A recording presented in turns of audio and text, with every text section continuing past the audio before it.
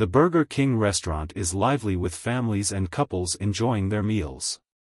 In the corner, a 62-year-old black woman sits alone at a small table. Her clothes are old and a little torn, and she holds a simple burger in her hands. Her back is slightly hunched, but her face is calm and peaceful, a sharp contrast to the busy, noisy environment around her. Most people in the restaurant pay no attention to her, but a group of 3 teenagers sitting nearby notices. They begin to mock her quietly, making fun of her appearance. The teenagers laugh among themselves, whispering rude comments. They even joke about her not having enough money to buy food, poking fun at her situation. The elderly woman, however, remains silent, continuing to eat her meal without reacting to the teasing around her. The 3 teenagers sit at a table nearby, wearing trendy sneakers and brand-name t-shirts. They glance over at the elderly woman sitting alone in the corner. One of them snickers and nudges the others. They start whispering to each other, laughing quietly at her. "Hey, look at her," one of them says, his voice loud enough for the others to hear. "She probably can't even afford a proper meal. I bet she's just eating leftovers." The other 2 laugh, clearly enjoying their own jokes. They start to talk louder, making sure others can hear them. One of the teenagers stands up and pretends to pull out a coin from his pocket. With a sarcastic grin on his face, he holds it up and says, "Here, let me give her some spare change. She looks like she could use it." The others laugh even harder, as if they've just made a funny joke. They find it amusing to mock someone they assume is poor and struggling. The 3rd teenager pulls out his phone, a wide smile on his face as he points it at the elderly woman. "Let's take a picture of her," he says. #poverty in real life. He clicks the camera, and the other 2 burst into laughter again. They think it's hilarious to make fun of someone who's old and poor. As they continue to laugh, a few other customers glance over at them. Some shake their heads in disapproval, but no one steps in to stop them. It's clear that everyone in the restaurant has heard the teenagers' rude comments. Still, they stay quiet and let the bullying continue. The elderly woman, however, doesn't react to their words. She remains calm and collected, as if she hasn't heard them at all. Her hands gently grip the burger, and she takes small, steady bites. Her face stays neutral, almost lost in thought, as if she's somewhere else in her mind. She doesn't look at the teenagers, and she doesn't let their laughter affect her. The teenagers continue to mock her, thinking she doesn't notice. But the more they laugh, the more they seem to forget that she's a person with a story, a past, and a life they know nothing about. The elderly woman remains calm, unaware of the anger that will soon rise as someone steps in to defend her. As the teenagers continue mocking the elderly woman, a man sitting nearby notices what's happening. He's tall, broad-shouldered, and has a strong presence. His eyes narrow as he watches the scene unfold, and his calm expression slowly turns serious. Without a word, he stands up from his seat and walks toward the teenagers. His steps are steady and deliberate, each one taken with purpose. The closer he gets, the more the teenagers begin to sense something is off.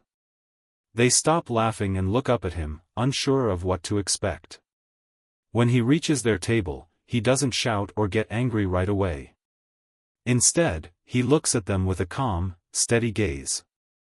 His voice is low, but it carries a sense of authority as he speaks. "I think you should reconsider who you're talking to," he says firmly. The teenagers freeze, taken aback by his sudden appearance and serious tone. They exchange nervous glances, unsure of how to respond. His words are calm, but there's a hint of anger in his voice. The man doesn't raise his voice or become aggressive, but there's a clear warning in his words. He's telling them that their behavior is unacceptable. The man doesn't wait for their reply. He looks over at the elderly woman, nodding respectfully in her direction, then turns back to the teenagers. His gaze is unwavering. The tension in the air is thick, and the teenagers start to feel uneasy. The man's presence has completely shifted the mood in the restaurant, and the teens realize they might be in trouble. But the man isn't just confronting them, he's about to teach them a valuable lesson. The man stands tall, looking at the teenagers with steady eyes. The air is tense, and the teenagers are still unsure of what will happen next. He takes a deep breath before speaking again, his voice calm but filled with authority. "You have no idea who you're mocking," he says. "This woman is not just some old person you can make fun of. She's a former Marine, a war veteran.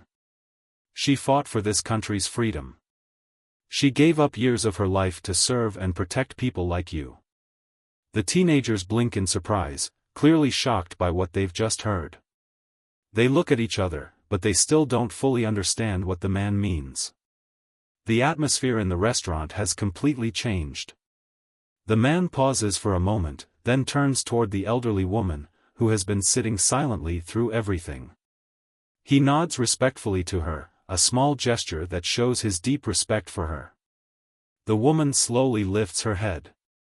Her eyes, though tired, are sharp. They seem to hold the weight of years of struggle and sacrifice. She doesn't look angry, but her calm demeanor speaks volumes. For the first time, the teenagers feel a shift. They see her in a different light, but they still don't fully understand the gravity of the situation. The elderly woman's voice breaks the silence. She speaks slowly and firmly, her words carrying the weight of her experience. "I fought for your freedom," she says, looking directly at the teenagers. "I fought so you could sit here, eat your food, and laugh like you are. I fought for the very freedom you take for granted every day. And now, I should be ashamed just because I got old?" Her words hang in the air, and the teenagers are stunned into silence. The laughter that once filled the room is gone. The joke they thought was funny now feels small and cruel. They stare at her, and for the first time, they realize they've disrespected someone who has given so much for their country. The elderly woman's calm voice is filled with strength, and her words have hit the teenagers hard. They can't find anything to say in response. They now see her not just as an old woman, but as a hero who deserves their respect. The teenagers are completely caught off guard by the elderly woman's words. The once loud laughter that had echoed through the restaurant fades away. The atmosphere is suddenly heavy, and the jokes they were making no longer seem funny at all. One of the teenagers, feeling uneasy, mutters nervously, "It's just a joke," but his voice lacks the confidence it had before. The words feel weak now, like an attempt to brush off the seriousness of the situation. The others don't laugh anymore. They all look at each other, unsure of how to respond.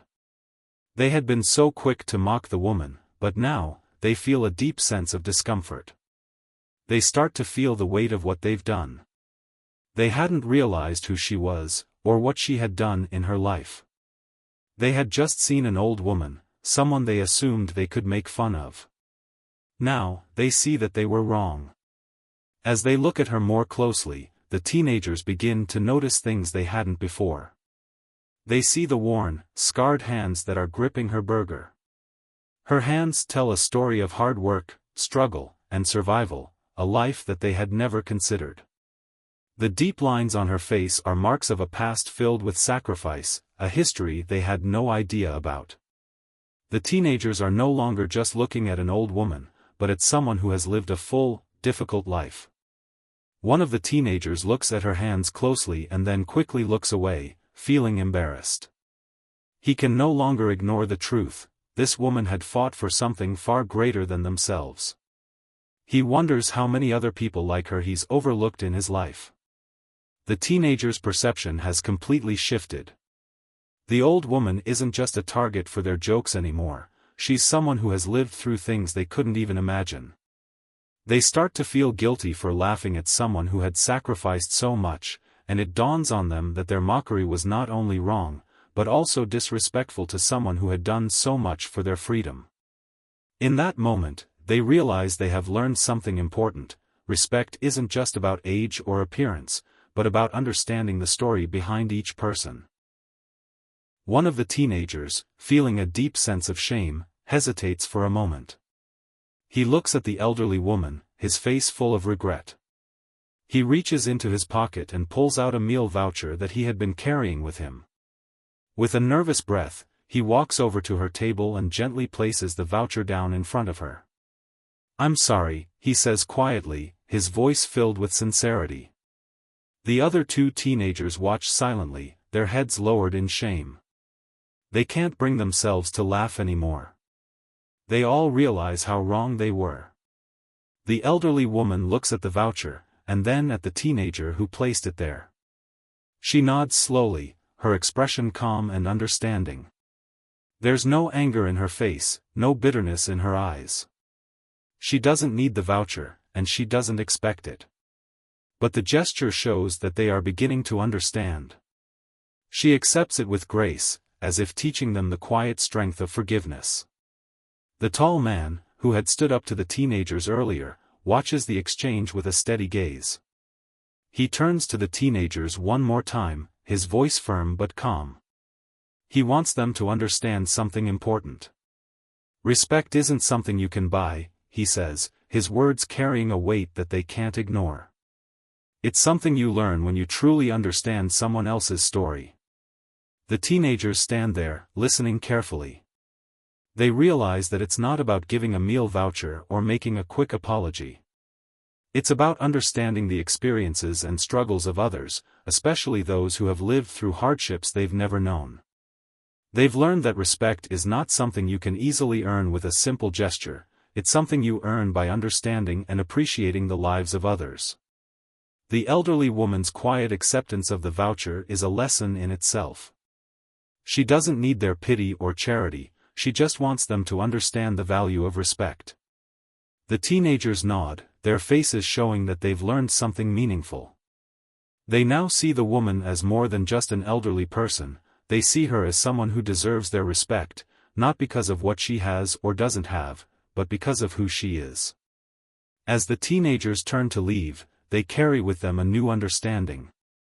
They've learned that real respect comes from truly seeing others for who they are and recognizing the value in their stories. The teenagers walk out of the restaurant, their attitude completely changed. They don't joke around anymore, the fun they had at the beginning is gone.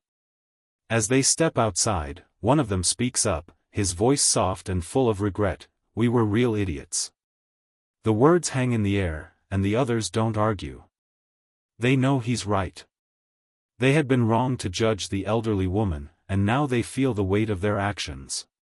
Before they leave, they glance back at the elderly woman, who is still sitting at her table. This time, they see her differently. She's no longer just an old black woman to them. Now, they see her as someone with a story, a person who has lived a full life, made sacrifices, and deserves their respect. As they walk away, they reflect on the lesson they've learned.